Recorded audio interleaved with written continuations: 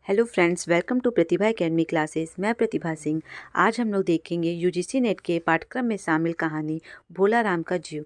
भोला राम का जीव कहानी को पढ़ने से पहले हमें ये देखना होगा कि इसके जो लेखक है हरिशंकर परसाई, इनका जन्म कब हुआ, ये किस प्रकार के लेखक थे। हमारे पाठ्यक्रम में जो भी रचनाएं शामिल होती हैं उस रचनाओं से संबंधित लेखक के बारे में हमें कुछ कुछ बातें हमेशा ध्यान में रखनी चाहिए। तो आइए इस कहानी को पढ़ने से पहले हम लोग हरिशंकर परसाई का जन्म कब और कहाँ हुआ, इन सारी तथ्यों को भी देख लेते हैं, क्योंकि कई बार परीक्षाओं में इनसे भी प्रश्न बनते हैं। साथ ही साथ मैंने इस कहानी में उन सारे तथ्यों को शामिल किया है जिनसे परीक्षा में आपको प्रश्न देखने को ज़रूर मिलेंगे। आशा करती हूँ कि इस कहानी इम्पॉर्टेंट लाइन होंगे वो सारे आपको अच्छे से क्लियर हो जाएंगे। साथ ही अंत में कहानी का सारांश भी मैंने बता दिया है कि जिससे कहानी की पृष्ठभूमि आपको काफ़ी अच्छे से स्पष्ट हो जाएगी। तो आइए हम लोग देखते हैं भोला राम का जीव कहानी। भोला राम का जीव कहानी के जो लेखक है वो हैं हरिशंकर परसाई। इनका जन्म कब हुआ था? इनका जन्म हुआ था 1924 को जमानी, होशंगाबाद, मध्य प्रदेश में। निधन 1995 में। भोला राम का जीव कहानी का जो प्रकाशन वर्ष है वो है 1967 ईस्वी। ये काफ़ी महत्वपूर्ण लाइन है, हमें ये याद रखना होगा कि भोला राम का जीव का कहानी का जो प्रकाशन हुआ है वो हुआ है 1967 ईस्वी। भोला राम का जीव कहानी संग्रह का जो प्रकाशन हुआ है वो हुआ है 2016 में। ठीक है, तो इस प्रकार यहाँ पे आपको काफ़ी बारीक चीज़ है जिसको ध्यान रखना होगा कि जो कहानी भोला राम का जीव जो कहानी प्रकाशित हुई है वो हुई है 1967 ईस्वी में। और भोला राम जीव कहानी संग्रह का जो प्रकाशन हुआ है, यहाँ पे एक लाइन है कहानी संग्रह, तो वो प्रकाशित हुई है 2016 में वाणी प्रकाशन द्वारा दिल्ली से।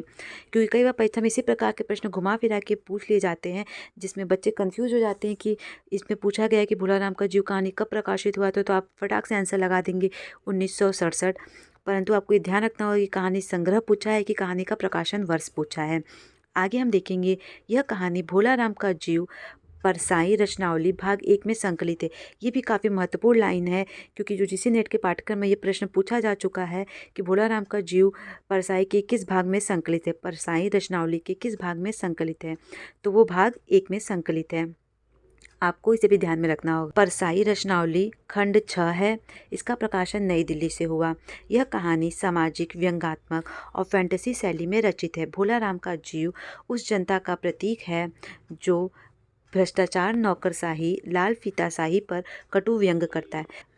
लाल फीताशाही और नौकरशाही पर हरिशंकर परसाई ने काफ़ी खुलकर लिखा है कि किस प्रकार दफ्तरों में आम जनता को अनेक कष्टों का सामना करना पड़ता है। लाल फीताशाही का यहाँ पे अर्थ यह होता है कि जिस प्रकार सरकारी दफ्तरों में फाइलों को लाल कपड़े के अंदर बांध के रख दिया जाता है और उन फाइलों को तभी खोला जाता है जब उसके लिए आम जनता कुछ रिश्वत देती है, वरना वो फाइलें कई कई सालों तक दफ्तरों में पड़े पड़े धूल में पड़े पड़े ख़राब सी हो जाती हैं और उस पर सरकार कोई भी कार्य अपना नहीं करती है।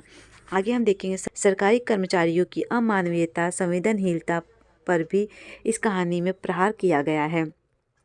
आगे हम देखेंगे इस कहानी का जो विषय है, क्योंकि विषय से आपको कहानी की कुछ पृष्ठभूमि स्पष्ट हो जाती है कि इस कहानी की पृष्ठभूमि क्या है। सबसे पहले जो इस कहानी की पृष्ठभूमि है वो है भ्रष्टाचार का चित्रण। वैसे भी हरिशंकर परसाई भ्रष्टाचार तथा गरीब शोषित व्यक्तियों पर खुलकर ही अपनी रचनाएं करते हैं। तो यहाँ पर हमें भ्रष्टाचार का चित्रण देखने को मिलता है। साधारण व्यक्ति की यातनाओं की कथा है। स्वर्ग और नर्क की कल्पना का चित्रण है। सरकारी दफ्तरों के लोगों का क्या रवैया होता है आम जनता के प्रति, उसका चित्रण हमें देखने को मिला है। अब हम देखेंगे कहानी के पात्र, क्योंकि यूजीसी नेट की परीक्षाओं में कहानी के पात्र से हमें प्रश्न अवश्य देखने को मिलता है। तो सबसे पहले हमें कहानी के पात्रों को याद रखना होगा। इसमें वैसे तो काफ़ी महत्वपूर्ण पात्र नहीं हैं, पर जो भी पात्र हैं आपको उन पात्रों को ध्यान में रखना होगा। सबसे पहले जो पात्र हैं वो हैं भोला राम। भोला राम कहाँ रहते थे? जबलपुर शहर के धामलपुर मोहल्ले के निवासी थे। उनकी उम्र कितनी वर्ष थी, ये प्रश्न परीक्षा में पूछा जा सकता है। तो उनकी उम्र 60 वर्ष थी। रिटायर हुए उनको कितना समय हो गया था? तो रिटायर हुए उनको 5 वर्ष हो गए थे। भोला राम की मृत्यु के 5वें दिन नारद उनको ढूंढने आए थे। ठीक है, तो ये प्रश्न भी आपको ध्यान में रखना होगा कि भोला राम की मृत्यु के कितने दिन बाद नारद उन्हें ढूंढने आए थे? तो 5 दिन बाद नारद उन्हें ढूंढने आए थे। बाकी जो अन्य पात्र हैं वो देख लेते हैं। वो हैं चित्रगुप्त, धर्मराज, यमदूत, नारद, भोला राम का परिवार। उनके परिवार में पत्नी, 2 लड़के, 1 लड़की, दफ्तर का बाबू, बड़े साहब और चपरासी आदि हैं। इस अंश में लेखक ने चित्रगुप्त के कथा के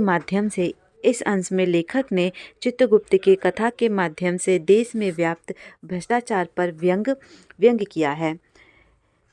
यमदूत ने जब कहा कि भोलाराम के जीव का गायब हो जाना जादू जैसा लगता है, तो चित्रगुप्त धर्मराज से बोले कि इन दिनों धरती पर इस प्रकार का माल उड़ाने का और अपहरण का धंधा बहुत तेजी से चल रहा है। आप देख सकते हैं कि परसाई जी ने यहाँ पे किस प्रकार लोगों पे व्यंग किया है। आम जनता में जो भी चीज़ों का उन्होंने वास्तविक तौर पर चित्रण प्रस्तुत किया है, जो भी चीज़ें चल रही हैं उनका वास्तविक तौर पर चित्रण प्रस्तुत किया है। अब हम देखेंगे भोलाराम जीव कहानी की पृष्ठभूमि, जिससे कि कहानी की क्या पृष्ठभूमि है वो आपको मोटे तौर पर पता चल जाए। प्रस्तुत कहानी हरिशंकर परसाई की व्यंग्यात्मक कहानी है।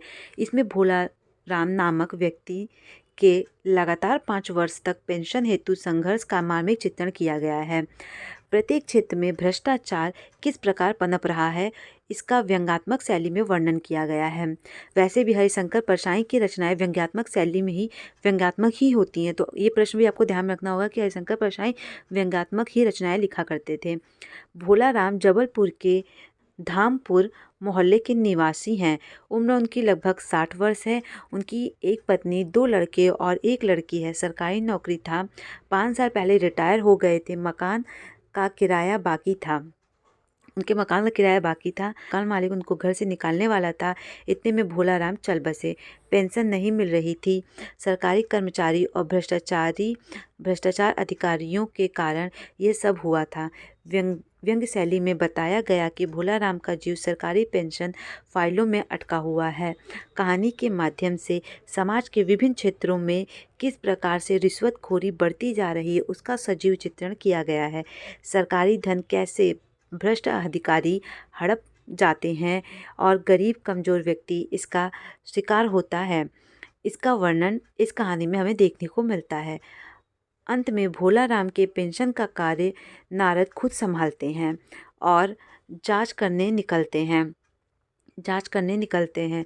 तो भोलाराम की पत्नी ने जब नारद भोलाराम को ढूंढते हुए भोलाराम के घर जाते हैं, तो वहाँ पे उनको भोलाराम तो नहीं मिलते हैं, परंतु भोलाराम की पत्नी मिलती है और वो नारद से कहती हैं, क्या बताऊँ, गरीबी की बीमारी थी, 5 साल से पेंशन नहीं मिली, कहीं कोई सुनता ही नहीं, घर में खाने के लाले पड़ने लगे। इन्हीं चिंताओं में एक दिन उन्होंने दम तोड़ दिया। तो आप देख सकते हैं किस प्रकार यहाँ पे गरीबी का चित्रण हमें देखने को मिलता है कि किस प्रकार गरीब जनता सरकारी कर्मचारियों की हरकतों से कितना परेशान और कितने कष्टों का सामना करती है, उसका चित्रण हमें देखने को मिलता है।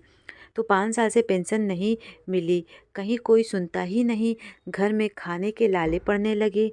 इन्हीं चिंताओं में एक दिन उन्होंने दम तोड़ दिया। आप सिद्ध पुरुष हैं, यदि पेंशन दिलवा दो तो बच्चों का गुजारा हो जाएगा। ऐसा भोलाराम की पत्नी नारद जी से कहती है कि अगर आप पेंशन दिलवा दें तो बच्चों का गुजारा हो जाएगा।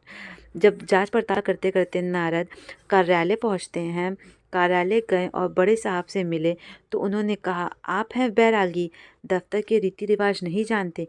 यहाँ पर भी सरकारी कर्मचारी किस प्रकार आम जनता पर कटाक्ष करते हैं उसका चित्रण है कि आप हैं बैरागी, दफ्तर के रीति रिवाज नहीं जानते, यानी मतलब कुछ आप पैसे दीजिए तभी तो दफ्तर के कोई कार्य होंगे। इस प्रकार यहाँ पे चित्रण लेखक ने खुलकर किया है। यहाँ भी कुछ दान पुण्य करना पड़ता है, कुछ वजन रखिए। जब बड़े साहब नारद से कहते हैं कि कुछ वजन रखिए, तो नारद जी को समझ नहीं आता है कि वो किस वजन की रखने की बात कर रहे हैं। नारद के पास तो वजन रखने के कुछ होता नहीं है। तो जो दफ्तर के मालिक होते हैं वो कहते हैं कि काम कीजिए, आप अपनी वीणा रख दीजिए। पहले तो नारद हिचकिचाते हैं कि वो अपनी वीणा नहीं रखेंगे, परंतु अंत में वो अपनी वीणा रिश्वत के लिए रख देते हैं। और बड़े जो साहब होते हैं वो उनकी वीणा इसलिए लेते हैं क्योंकि उनकी बेटी संगीत सीख रही होती है, तो वो वीणा ले लेते हैं उनसे। आगे हम देखेंगे वजन के रूप में नारद ने अपनी वीणा रखवा दिया। तब कहीं फाइल देखी जाने लगी। बड़े साहब ने नाम पूछा तो नारद ने ऊंची आवाज़ में कहा, भोलाराम। जब बड़े साहब फाइल ढूंढते समय नाम पूछे कि किसके नाम की फ़ाइल निकालनी है, तो नारद जी ने ऊंचे स्वर में कहा, भोलाराम। सहसा फाइल से आवाज़ आई, कौन पुकार रहा है। जब फाइल से जो आवाज़ आई वो किसकी आवाज़ आई, वो भोलाराम के जीव की आवाज़ आई कि मुझे कौन पुकार रहा है, पोस्टमैन है क्या, ऐसा भोलाराम पूछता है। पेंशन का ऑर्डर आ गया क्या? नारद ने कहा, क्या तुम भोलाराम का जीव हो? फाइल से आवाज़ आई, हाँ। तो इस प्रकार इस कहानी का हमें चित्रण देखने को मिलता है। इस कहानी में भोलाराम की मृत्यु के बाद 5वें दिन जब नारद उनको ढूंढने आते हैं तब का चित्र हमें किया गया है इस कहानी में। वहीं इस कहानी में पाप पुण्य का भेद हमें स्पष्ट रूप से देखने को मिलता है। वजन रखिए यानी कुछ पैसे लेन देन की बातें की गई हैं कि किस प्रकार सरकारी दफ्तरों का जो रवैया है कि बिना पैसे रुपए देने दिए बिना आम जनता अपने कोई कार्य नहीं करवा सकती। इन सभी बातों को ध्यान में रख के भोलाराम का जीव कहानी को लिखा गया है। Thank you.